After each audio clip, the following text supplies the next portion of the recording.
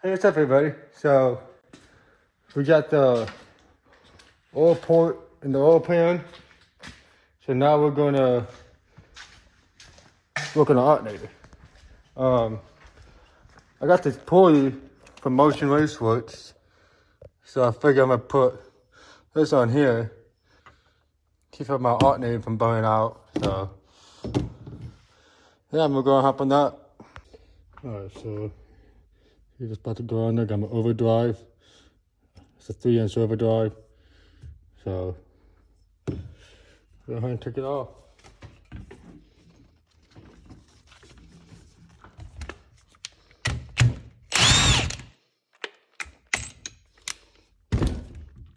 Huh, wasn't even that tight, to be honest with you.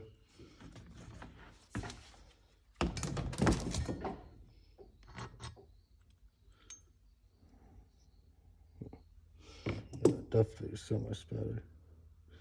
Yeah, definitely check the website out. They got a lot of LS parts, different kind of parts. I'm pretty sure you guys seen them before, heard about them, bought parts from them, so.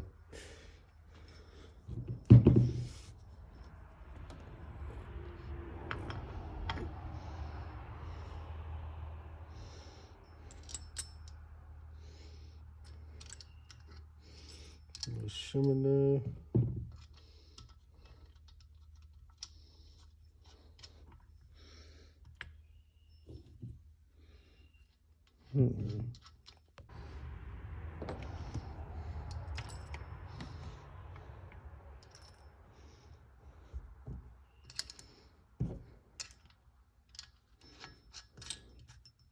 I put the other one, keep it from me damaging my. I think I should put the. Oh, I don't know. Find out.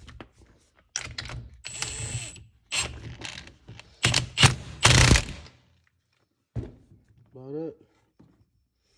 Looks like we got it on, guys. Alright, make sure you check your spacing. Some alternators are different, so make sure you check your spacing. This has similar spacing, so. Well, I think I got the alternator done. I just want to let you guys know I will be putting the motor in my truck next week, so there will be a video, long video. It's about a 30-minute video. I'll be happy to share it to you guys. I really appreciate you guys for watching my channel. I'm trying to see what this channel takes us. Hopefully it'll take us somewhere. I mean, an idea from 50.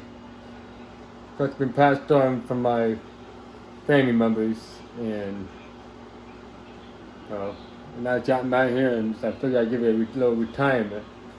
So that's why I took my 302 out, and I'm doing the LS swap. It possibly turn into a burnout truck, a burnout machine, or a dry truck. I don't know yet, but we're gonna see where that's gonna take us. So yeah,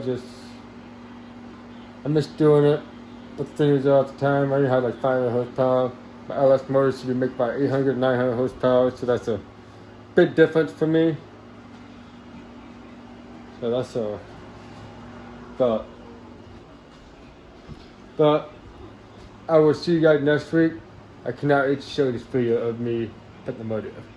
Have a good one.